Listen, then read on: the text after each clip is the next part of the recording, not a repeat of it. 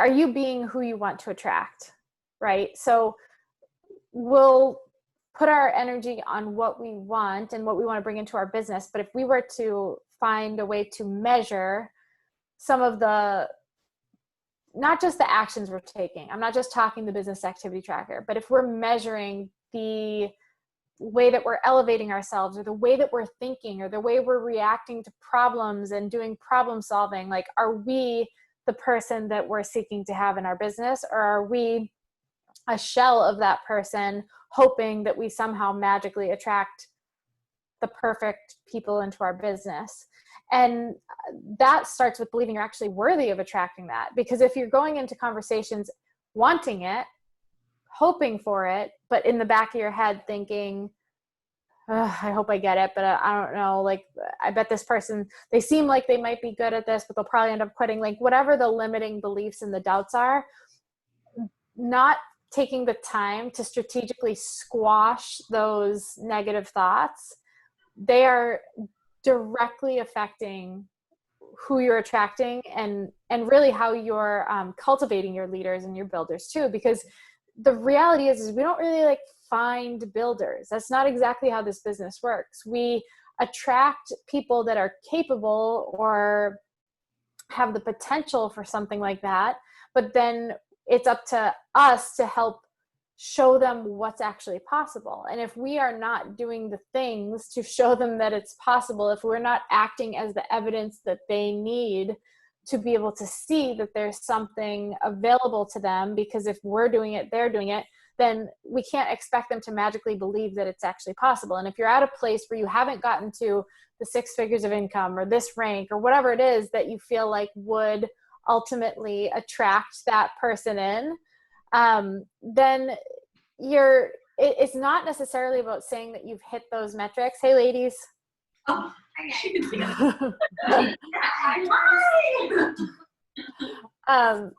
So if you're not, like, it's not about the fact that you have to actually have hit those benchmarks to be able to attract people who are capable of hitting those benchmarks. I mean, in my early stages of the business, it was very much like using Keith's story to inspire people about what's actually possible, because I was brand new and I hadn't done it yet. And when you personally haven't done it, it's tough for you to be like, hey, look what I've done. I'm the evidence of what's actually possible with this, but I've made $500 in the last 6 months. Like, that's not exactly enticing to people looking towards you for that guidance. But what you should be doing is showing them what's possible through that someone's story, whoever it is, someone who you have a direct connection with. Jess is a perfect example of that. And then being able to say, and these are the things that I'm doing currently to build towards that. And they have to feel that energy through you, that you believe that's possible for yourself. You are actively pursuing that and actively working towards that. You are implementing things to make it happen. When I was this is pre-Jess days, I was in my first few years of coaching, and I was desperate to find builders. And I would get people that would say they were interested, and they'd like kind of do a little bit of work, and maybe they'd hit Success Club, but then they'd always fall off, or they would do nothing. They'd be like, yeah, and they'd like set all these big visions and goals and dreams with me, and then they wouldn't do jack shit. And I was so frustrating, because I'm like, but you said you were going to be my next builder. And it's like, well, they hadn't done anything. So I had to start pursuing my vision for this business based on what I knew was possible, because I saw Keith do it, and based on what I wanted for my business. And my big, like, I was not financially motivated. I was motivated by what money could bring in my life, which was freedom, which was like what I was ultimately seeking. But I was also very motivated by the idea of having a team that I could lead. This concept of like, man, if I could bring people in and show them what's possible, and then see them starting to have success, and we're doing this together, that was a huge driver for me. So what was required of me to do that was to show up for that and elevate myself to a place where I was a leader of a team before I had a team to lead. So here are some of the things that I mean by that. One of them was I started scheduling team calls. Well, what I've learned in retrospect is it helps to actually have a team if you're going to do team calls. Because I was doing my team calls once a week. It was pre-Zoom, so we were using a conference call line. So they would get access to this conference call line and they would dial in, and I could see on my computer, I could pull up an interface that would show me, you know, the phone numbers that were hopping on. And there were many times that I was the only phone number on the line. And I would be devastated because it wasn't like Zoom where it's like, okay, if no one shows up, I'll just record it and then I'll pass them the recording. There was no recording it. It was like, you are on live or this is a useless thing for me. Except I realized that the person that I needed to become in order to lead the team that I envisioned leading and attracting the people that I envisioned attracting wouldn't hang up the phone, even though she didn't have a cheering section. She would elevate to the place where she was learning to be a better speaker. And I was putting together these talks, and I was doing the calls, even if nobody was on it, or even if the only person was like, you know, my husband who felt bad for me. Because I had to stop saying, I'll do this when I have builders, when I have people interested, because then they would come, but I never did the work to elevate to the person that was ready to lead them. And then they would go because I wasn't the leader that they needed. So what you guys need to focus on far more than how do you find builders is how do you become the person that's worthy of attracting and building and cultivating a team of builders. To try and just cherry pick builders is a shortcut. And you can't take shortcuts in pursuit of something absolutely life-altering. It might get you a quick win. It might get you a little bit of luck. But guess what? As soon as they realize that you're not who you said you were, not by your benchmarks, not by how much money you make, because guess what? In my early stages of business, I didn't talk about how much money I made because I wasn't making any. So I focused on how much was possible to make, Keith. I'd focus on how much was possible to make based on cycle bonuses and how many people you need. And I focused on the work that I was doing. They never knew it was, I wasn't lying. I wasn't saying I'm making this much, but I just wasn't like, that's not what I was focusing on. So stop leaning into the excuse that like you have to get to a certain place financially or whatever before you're credible, and just be the person that's capable of that. And the money will follow that if you're willing to stay the course and show up for it in a big way. And the other thing with builders is like, they're often cultivated. They're often your challengers, and then you show them what's possible. So you have to be able to have some kind of assessment as to what it's like to be mentored by you. Like if I came to you and I was like, hey, I got to lose the last 10 pounds, and that's the only reason I came to you, what kind of experience would you give me as a challenger that would make me fall head over heels in love with Beachbody? And then how would you over deliver to me as my coach? And then how would you connect with me? And then how would you paint a little bit of a picture of what's actually possible outside of just losing the weight? And then how would you help me, you know, see what the path could look like to get to what's possible? And are you personalizing that experience directly to them? So every single one of my coaches that has done anything with this business, none of them were like plucked out of the stratosphere as a builder. Not one. I've never attracted a builder. I've attracted a woman typically that wants to lose some weight. And then I did what I could to ensure that she was being taken care of in that process because that's what she wanted. And then I exposed her to what was possible beyond that. And she could kind of glean from that, like, well, maybe that sounds pretty good. And I told her my story, you know, yeah, I remember I started too. I just wanted to lose the weight. And then I saw what Keith was doing and I was like, man, maybe I want something more. And I paint the picture of what's possible.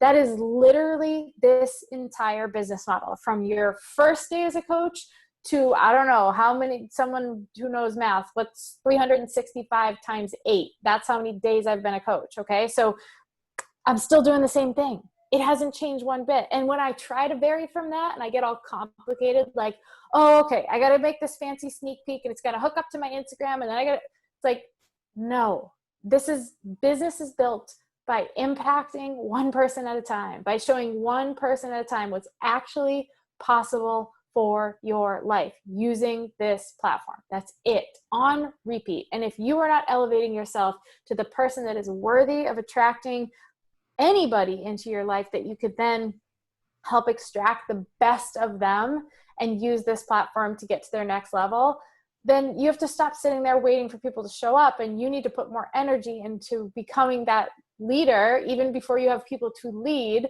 that's very crystal clear on their vision, that's willing to show up when no one's cheering them on, that's not just here for the party or for the, you know, the recognition, and is building something substantial for your life. And then you'll see that you start to cultivate builders. You don't attract builders. That's not a thing. Like, I've never met anyone. I've met people that have attracted people for the business opportunity, and sometimes it goes somewhere, but typically speaking, the ones that build this business the right way are the ones that fell in love with our products because of what it did for their health. Because then it creates a very organic growth process versus someone who comes in and says, show me how to sell, show me how to make this money because that's what I'm here for. I'm here to make money. It's like, well, you're not really coming from the most organic and genuine place where you're already in love with the products. Some people do find success with it, but only because they ultimately end up falling in love with the products. They ultimately, even though they come for the business, they experience the products and like, oh, thank God, this is like a billion times better than I thought it was even going to be. And then it's still an organic process. But like I've had, you can ask some coaches on the team, we've had people come to us and be like, I want to build this business. They're super focused on the business. They want to learn the business, this cycle bonuses, all that stuff. And that's where their energy is. And they like, yeah, you know, like products are fine. They never go anywhere. They're not still on our team. So my recommendation is like, who are you becoming? What are you envisioning for your team? And then what's the experiencing you're giving people, and how are you showing them what's actually possible with this, whether it's through your story, using someone else's story, and making sure that you're the person, you know, steps ahead of the person you're looking to attract. I think that's so good. And I want to ask you a specific question because we're all moms. And most, I would say, are people pleasers. At our core, we really want people to succeed. We want people to like us. We want all that. And so for me personally, I know that I can, like when you're saying what kind of experience you're giving people, I am the queen of overcomplicating it and like putting in a lot of extra stuff. Sure. But when I came into the business with you, one thing that you're really good at is boundaries. So will you touch on that, on like how you cultivate that experience, and you do provide resources, but you are very upfront also with boundaries, because I think that's where we see people get way burnt out, especially with families and kids, because you can be out of balance in that, and then there's no longevity in it either. Yeah. I mean, coming from a recovered people pleaser, I would challenge you and ask you guys, like, how's that working for you in any category of your entire life? Like, being a people pleaser it's a you problem. It's not an other people problem. And I've discovered this just through my own work of having to get past that. And I still struggle with it sometimes. It's like, we think being a people pleaser is about getting them to like us. It's really about how we are emotionally reacting to what someone else chooses to do or think. So we are basing our own personal experience on the crapshoot of how this other person is going to think, feel, react, whatever. So that is a you problem that you have to make a conscious choice to work through. As far as boundaries, I've got those like locked and loaded, except for you, Jess, because you are literally the only person on the planet that I would do a Friday afternoon call for happily. Other than that, typically Friday would be a boundary, but that's an example. Like, you have to kind of, my coaches know, and so you're probably dreading, and I've had this conversation with a lot of my coaches, like, you're thinking if you come to your coaches and say, hey, I'm only working in these hours, or yeah, sure, I can get back to you tomorrow about that they are going to react negatively. Some will. They're probably the more victim mindset type people, like, why are you doing this to me? But most people should and will respect, depending on how you present it, how you're going to set these boundaries. Now, it's always easier to do from the beginning, but everything in life is marketing. It's how you present something to somebody. The same thing with our kids. Like, if we can like force them to eat the broccoli, or we can or like the spinach, or we can present it as Popeye's like strength food. Like it's all how you present. It's still spinach, but it's marketing. So what I do is I like to, and has to be customized to you guys and your schedule and also your personality. So I don't like having calls sprinkled through the week because it breaks up my block time of creation. I like to have like multiple hours in a block to be productive and creative. Now, in the early stages of my business, that wasn't a luxury because I didn't have help with the kids and, whatever. So there was no such thing as block time. It was working in the pockets of the day. But today, what I like to do, one example is like when my coach is like, hey, can I schedule a call with you? Yes, absolutely. What's your schedule on Tuesday? Those are my call days. And sometimes people are like, well, can I have it on a Saturday? Or I'm like, no, sorry, I leave that time, that's for family. But, I can flex on the timing on Tuesday. So like I try to accommodate, and obviously they're like very rarely there's someone who, works a 24-hour shift, like or 12-hour shift as a nurse, and they really can't do it on a Tuesday. Then I flex, but I still have kind of my structure for my own peace of mind and my own stability of how I do it. For you, it might be like, I only book calls in this window of time during the day because that's when my baby naps or whatever. Another thing that Keith taught me this, and he taught me the hard way. I was one of his coaches that he did this to, where I would message him, text him, panicked about something. Like he likes to remind me that literally nothing we do is brain surgery. So there's never should be a reason that someone's texting you panicked about something. But what he would say is, I always give it 24 hours before I respond, even if I know the answer right away. Because that does a couple things. The first thing it does is it immediately lets people know she's not on call for me. Because if you're always like, boom, immediately responding, that's what they'll expect from you. But he would wait 24 hours and it would drive me nuts. But you know what would happen in that 24-hour period? If it really was important, like potentially losing my rank during a qualification, and he didn't respond, I'd go figure it out because it was important. So it taught me to be resourceful. Or I wouldn't, and I would wait the 24 hours and realize, oh, it wasn't urgent. He didn't have to answer me at 8 p.m. at night when he was probably putting his kids down to bed. And then he would address it the next day. And typically when he would address something that I asked a question about, it would be like, oh, here's how you go find that answer yourself. So it creates resourceful, independent coaches who are not, their success is not dependent on your schedule. And that's what you want to create both for you and for them. It gives you the freedom to not have to be on call for your coaches. And it gives them the confidence that they're capable of figuring things out. And guess what? The ones that don't figure it out and are pissed, they're never going to be successful as a coach anyway. And they reveal themselves early. And then they're not even worth your time for a call on a Tuesday. So it's like, yes, the people that please, but it's all about how you present this stuff. So what I would say to my coaches is, hey guys, I set up a new process to make sure that you guys are getting what you need when you need it. So instead of shooting me a text message, because I like to put my phone away when I'm with my kids, here's the process. Here's the, like my scientific method. This is the order in which you're going to do this. Post it in the team page. If you don't get a response, tag me. If it's something more urgent, then, and I would say like Facebook message me, because I didn't even used to give out my cell phone. I don't want people messaging me. Even my close coaches, like obviously Jess and I are really good friends, but I don't just give my phone number to every single coach, because I'm the type that if there's a text message, that red bubble, I'm like, I must open it. Like I am not like Keith where I can just leave it unopened. And I'm also a mom of 3. So if I open it and don't address it right away, it's forgotten forever. So what I like to do is say, I like people to send me what they need from me in a place where I can keep it organized and it's not popping up in my face. Because I don't have, aside from text messages and phone calls, I have 0 notifications on my phone. So if someone sends me a message on Instagram, it might be a week or more before I respond, because I don't do business through Instagram with my coaches. That's where I talk to maybe prospects and I set times to answer those messages.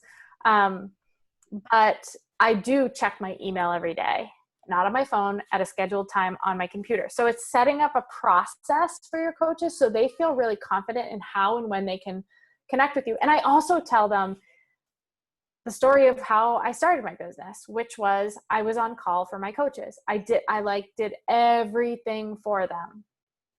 And that's why I didn't get a builder for my first 3 years, because I was wiping their butts and they couldn't do anything for themselves. So that's when I came to them and said, oh my gosh, I am so sorry, you guys. I have been doing you a massive disservice. I had no idea.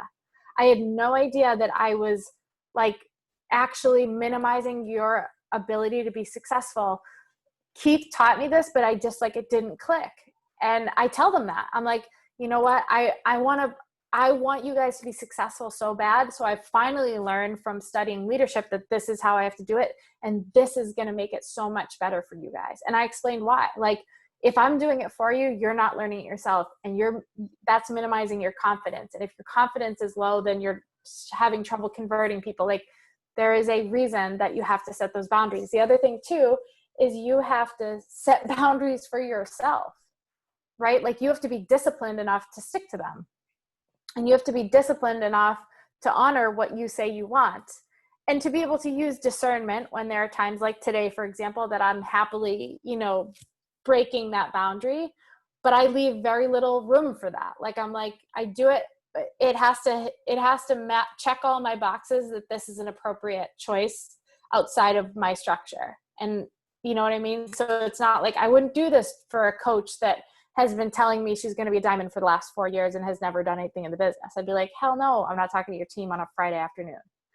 You know what I mean? So like, you show up differently for the people that are showing up for what they say they want and are honoring their integrity. They have integrity towards themselves.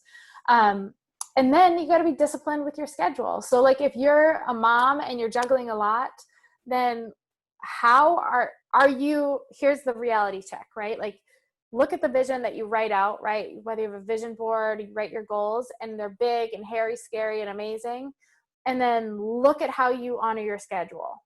Do they align or do they not? It is that black and white. Because if the answer is no, you will perpetually live in a state of disappointment, feeling like, wow, why isn't this business working for me? It's like, because your expectations and your vision is here, and your work ethic and your commitment and your integrity towards what you say you want is down here, and you're wondering why you're not getting up here. It's like, it's so obvious. So you have to be super disciplined. And until your business is at a place where it is sustaining, because you've built the depth of leadership in your organization, which takes years of consistent hard work and effort and nurturing your leaders and all that stuff, it's worth it, by the way. When I say years, it's a flash in the pan. If someone said like, hey, in 4 years of hard work doing something you love and making an impact, you could make $1 million. Would you be like, well, I don't know, maybe? You'd be like, oh my God, I will literally do whatever it takes. So do whatever it takes. And if that means getting up early or going to bed later, or just being super efficient with your time. Moms don't have the luxury of consuming useless social media content. That is one of the biggest time sucks that exists for coaches. Download the Moment app, use on your iPhone the thing that tracks. Like, you guys get 15 minutes of like useless scrolling. That's it. I stopped consumption. So like, when my coaches are like, did you see I just had the baby? I'm like, not unless you texted me a picture, because I don't look at your social media, because I'm not trying to attract you into my business. I am here to mentor you. I will see you and you can tell me something on a Zoom call. We can talk on the phone. We can be like buds outside of social, but don't assume that I ever saw anything on your social media, because I don't consume it. There are a couple of accounts where I get my worldly news through social media that I'm very like intentional about when I go on and I check them. But I don't watch coaches' stories. I don't watch like random people from home, what they're doing on social media, because it is not building my dream. So find out where your time sucks are. And Jess, so many people built this business in like an hour a day. but it was a very efficient hour a day. And so that's all part of the boundaries and the discipline, and your business will thrive and thank you for being more structured, and your coaches will too. The ones that are going to actually build this business will thank you for the fact that you, and maybe they won't verbally thank you, but trust me, when they're walking the stage because they just hit Million Club or they superstar or whatever, even though they might not associate it with what you did for them, built those boundaries and taught them to be independent, they are thanking you in some capacity because they're there. So boundaries, it's like, find a way to present it nice and gently, but it's in service of your coaches. I think even in the coaches we're trying to attract, because I don't know if this happened to you or if this happened to you guys, but I've had people tell me I could never do what you do. Like, you work all the time. And so having those boundaries in place and showing them, actually, my welcome email says I take off the evenings and the weekends to be with my family, and I have the freedom to do that. It's more attractive, I think, for people who are hard workers. Otherwise, we'll work ourselves into the ground, and it's super intimidating. Right. And I tell people sometimes, like, when take a few days to respond, even to a prospect, and first of all, I've had many things happen over the years because I just have seen it all. But I'll have people that like message me about wanting to join my team or coaching, and then I get back to them like the next day or 2 days later, and they're like, oh, I already joined someone else because you took too long to answer me. And I'm like, oh, thank God I dodged that bullet. Like, if this person expects me to respond in that time frame before they're even a coach, do you know how much they would drive me crazy if they were on my team? And the fact that they would just so willy-nilly like go sign up with someone else, then they didn't really want to work with me and how I do it anyway. Like, so you're like,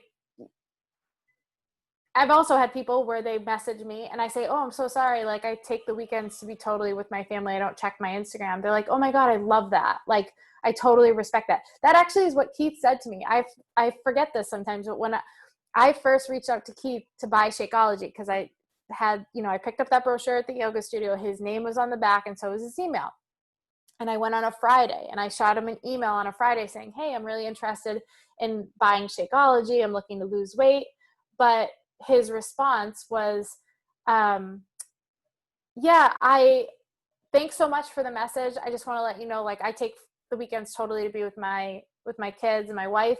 I'll get back to you on Monday. And I bet you I could find that email somewhere where I responded saying like, oh my gosh, I love that you do that. Like, that made me so respect him so much more, which meant I was his people. Right. And if I had been like, how dare you, I want to pay you something and you're not even responding to me, then he would have been like, go screw. And I wouldn't have been happy working with someone that wasn't like immediately responding to me. So we wouldn't have been the right fit anyway. I'm not saying make people wait like 2 weeks, but if they're being unreasonable, they're probably not your people. What else you guys got? What questions do you guys have?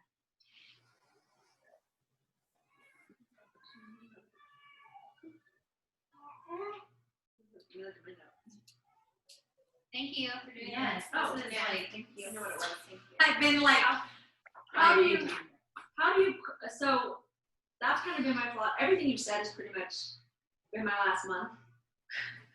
I stopped answering to people in desperation. When I like 6, 7 o'clock, you text me, you message me after you're interested, I'll get you tomorrow. That kind of thing. But the cultivating the coaches is that's kind of where I've always, from get, that's where I knew I was going to find my coaches, was my challengers. Because I know I care about their success and them as people. And I know that's who I want to attract, is people who feel that way too. So that has been happening to some degree. But you said, you were saying that you show them what is possible and you give them, a little bit of that. And I do believe I do it to some degree, but I'm curious as to how you feel you do that, like how you incorporate that and show your challengers a part of that, because I want to do that more.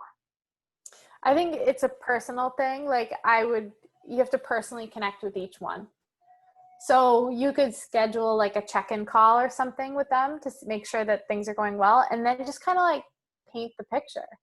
You know, you're like, okay, so now that you're seeing this progress, you know, instead of like, have you thought about coaching? Like, you would make an amazing coach. Like, I know, and then hit the objections right off the bat. If you think there's someone that are going to be quick to object, like I know I had every doubt in the book too, like when my coach presented this to me, but this changed my life. Like, do you want to at least learn more about it so that you can decide? Because like, I literally think you would make an amazing coach. You already are doing it without even knowing you're doing it by showing up for your workouts like this. And that's the first seed of possibility. And then it's like, well, what's actually possible with this? Well, that's where you have to either have your story or someone else's story of like that vision of what's possible. And then I very much believe in the idea of listening more than you talk. Like, you got to find out more about them. Well, tell me more about you. Like, okay, so what do you do for work and how do you like it? Like, dream world, what would be different about your life today? And it just allow them to kind of share what that looks like. And help them to dream a little bit. And then it's all about planting the seeds. It might not be a yes in that moment, but if they never knew that this is something that could work for them, or that this is something that they would be good at, or this is something that they would like, or this is something they could do while being a mom and working full time, like maybe they have no idea. You know, we make a lot of assumptions because we're totally entrenched in this world. We see posts from coaches all the time. We know how the business works. We see posts about, you know, personal development. We read personal development. So we kind of just like assume the world understands and does this stuff. They do not. They know nothing about network marketing. They know nothing about how coaching works. They don't know what you do. They don't know what you're earning. They don't know what you can earn. They don't know that they could do this in an hour a day and it still be something that builds. Like, so you've got to paint that possibility, but do it by asking questions so you know what they're interested in, right? Like, so you know, maybe they love their job. So if you come at them with like, you could even leave your job, and they're like, I love my job. You just hit them with the wrong thing because you made an assumption. But if you found out like, man, like we are just drowning in debt and we've been wanting to take vacations as a family, we just can't afford it. Like, now you know what to talk about, right? So you find out more about them, you make that personal connection, you ask questions, and then you guide them based on what they're seeking.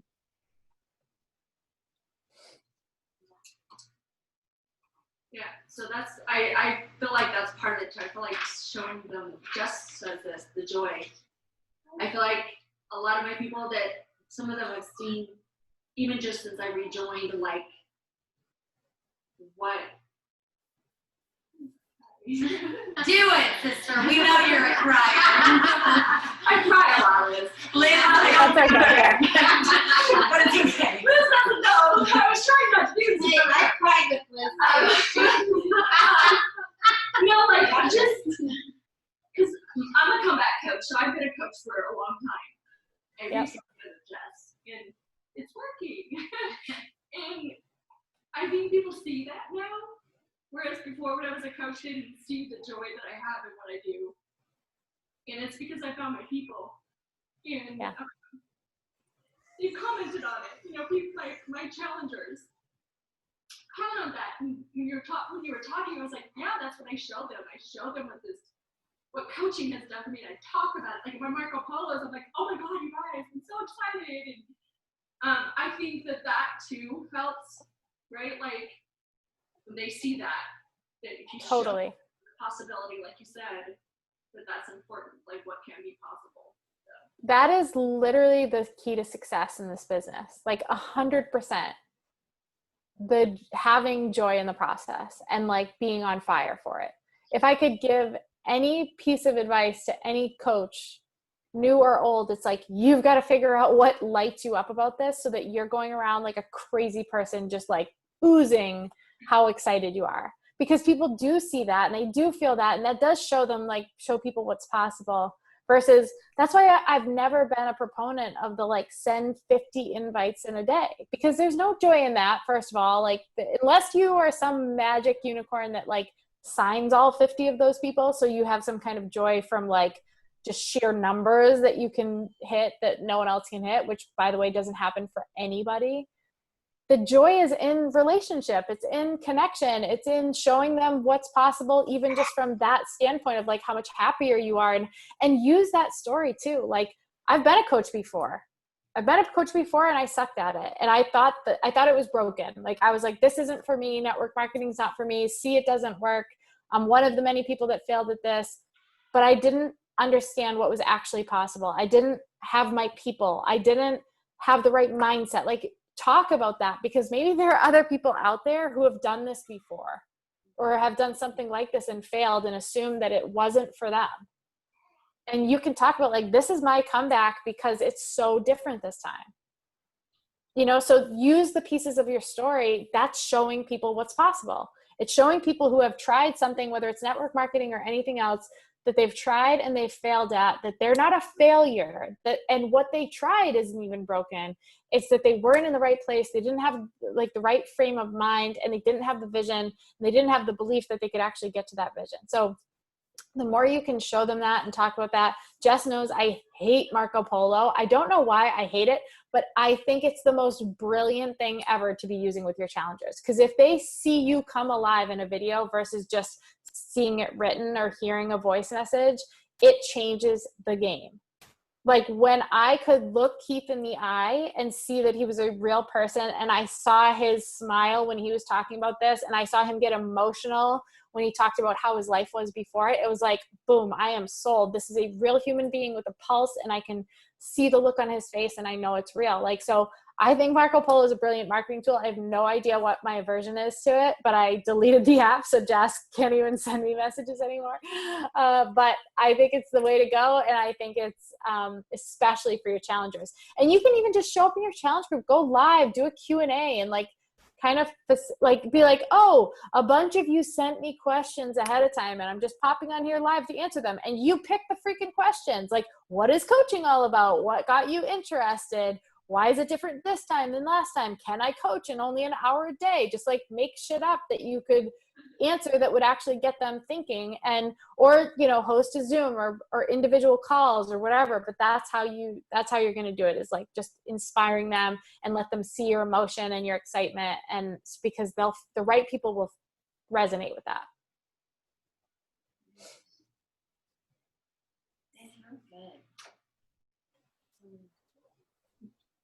Any other questions for Yoda? All kinds of posts in that. I know. Anything else you guys have? Questions for Liz, mom of 3, tractor driver? Tractor driver. I didn't know she was a tractor driver. Oh yes, Liz is a tractor driver. Sure, Liz. Yeah, we have it back in my hometown for real. Liz, that is a time suck. I have watched that story of yours on the tractor. well, okay. I give you guys full permission to watch my stories. I do it. I mean, it makes sense. I need to like limit, because like Yeah. And you know what? Like, I'm fine with, I have no problem with like someone watching television or watching stories or whatever, if it's intentional. But we get lost in it. It's our habit. It's like, oh, there's a dead minute of the day. I pick up my phone.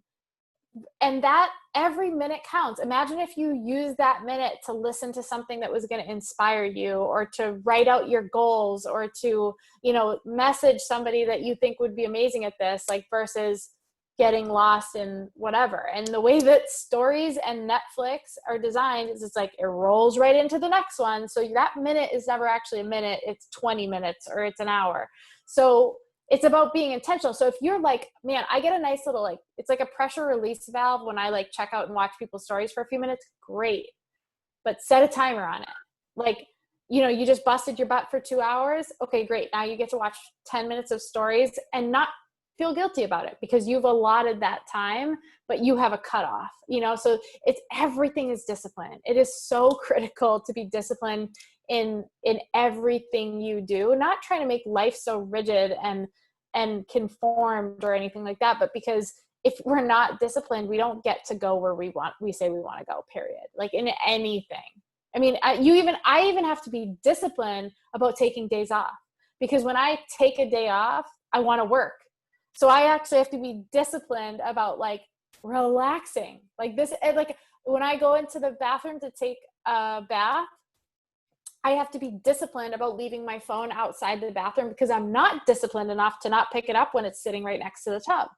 So that, like, you have to develop whatever kind of discipline you need to be, this is how bad I am. Like, we don't really watch TV, but once in a while we'll watch something.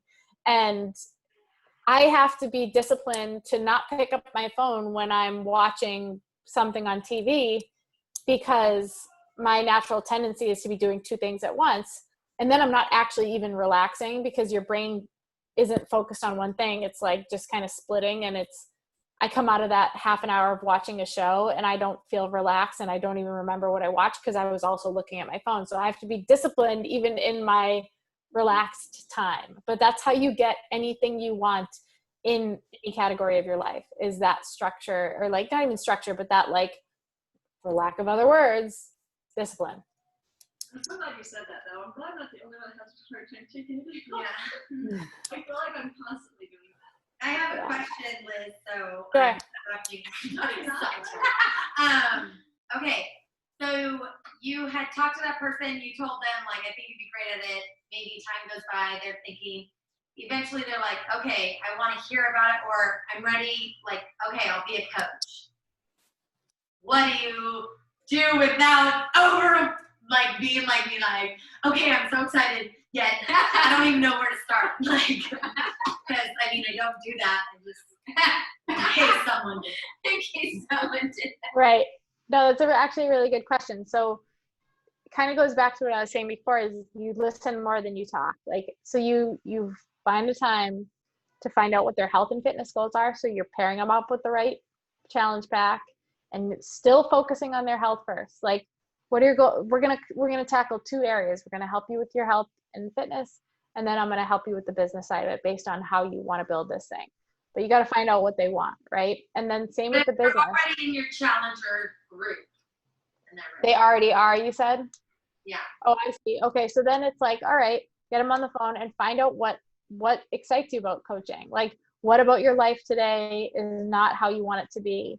What are some goals that would really, like, would it excite you to help your first person get started? Would it excite you to get your first paycheck? Would it excite you to hit your first rank advancement? Like, you got to find out what makes them tick. Are they recognition driven? Are they financially driven? Are they impact driven? So like, they want people that they're mentoring, and then you got to go help them get that. So it's like, don't overcomplicate it. Don't send them to a billion training videos. I do like this now simplified, like 22 minutes of, training videos in the online office. Like, that's fine, but don't have them like go trying to watch every training. I just want them to hit their first goal. And I want them to hit their first goal, not the goal that I set for them, the thing that they said was going to excite them. And I always try to simplify it. It's the same thing I'm telling you ladies right now. It's like, this entire business is built on relationships. Who is someone that you just kicked butt in that challenge group? Who's someone that would like light up if they got the results that you just got? Who is someone that that you could help have an amazing experience with this? Okay, great. Let's get them started.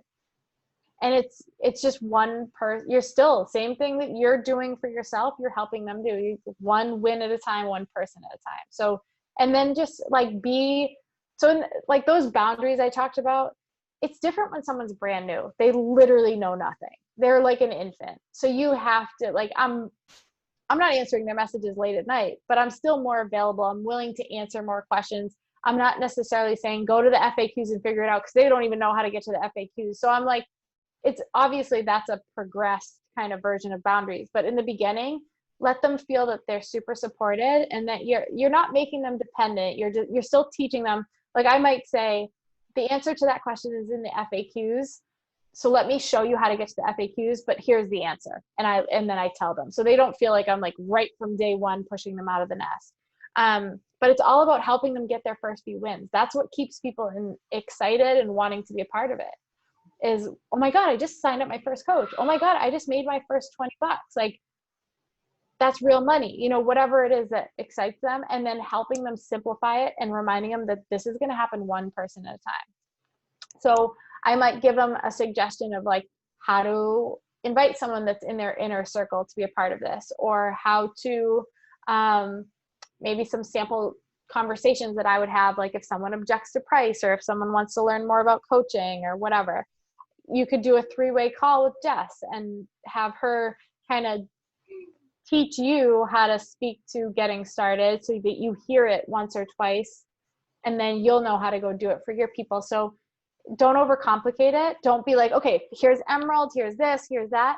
Find out what would excite them and then tell them about how to get that. If they're like, it would really excite me to rank advance. Okay, great. So Emerald's the first rank advancement. Here's how you get it. It's super simple. We're going to help you sign up your first 2 people this week. Like, make it just feel, they don't know any better. So if you're like, this is how you do this, they'll be like, okay, this is how I do this. And they'll do it. But if you're like, you could hit Emerald if you wanted, and Emerald's 2 coaches. So like, you could try to find your first 2 coaches, or you could hit Success Club. That's like at least 3 people that you're helping, but they can be coaches or like they're overwhelmed. So you got to help them figure out, you know, their first few wins. Thank you. Yeah, sure. Thank you guys. Thank you so much, Liz. Thank you for your time. I appreciate it. We're very like baby. Maddie wants to say hi. Oh my gosh. Hi, sister. She's What? Logan with the bow. I know. She totally is Logan with the bow. What if she just barfs right on the computer? Like, she's known for doing that. She is so It good. means that she loves you. I know. I know. Thank you so much. I really appreciate it. You're the best. very welcome. All right. Have fun, girls. Bye. Yeah. Bye. Bye.